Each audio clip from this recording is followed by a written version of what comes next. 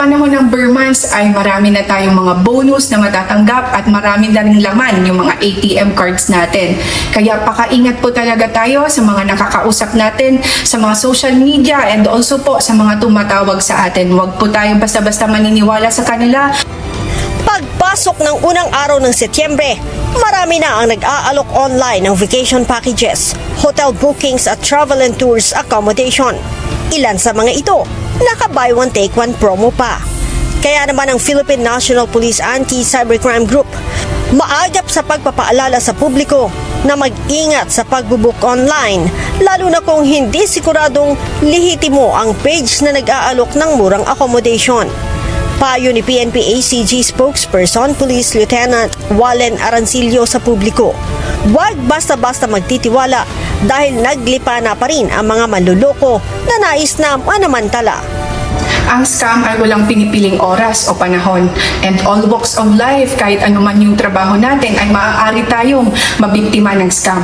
Sa ngayong Burr months, ang pinakatutukan natin dito ay yung vacation scam, accommodation scam, and also yung voice phishing o phishing scam. Bukod sa bogus na travel and tours, dapat ding iwasan ayon kay Lieutenant Arancillo ang mag-click na mga link na para umano sa pag-update ng inyong mga debit at credit cards upang hindi mabiktima ng scam.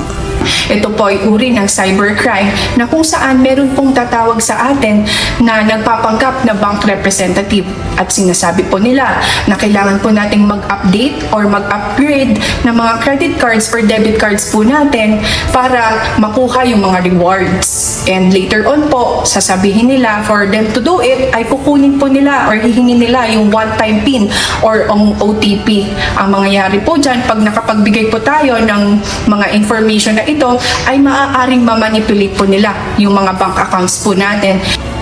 Base sa tala ng PNP ACG, mula January hanggang August 28, 2025, nakapagtala na sila ng nasa 1,334 na kaso ng online selling scam.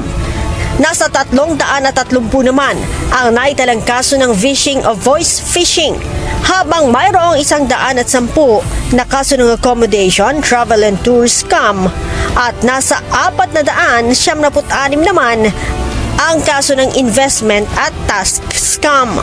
Sa mga kababayan po nating nabibiktima ng cybercrime or online scam, huwag po kayong magdalawang isip na lumapit sa PNP Anti-Cybercrime Group or tumawag ng 911 para sa agarang aksyon.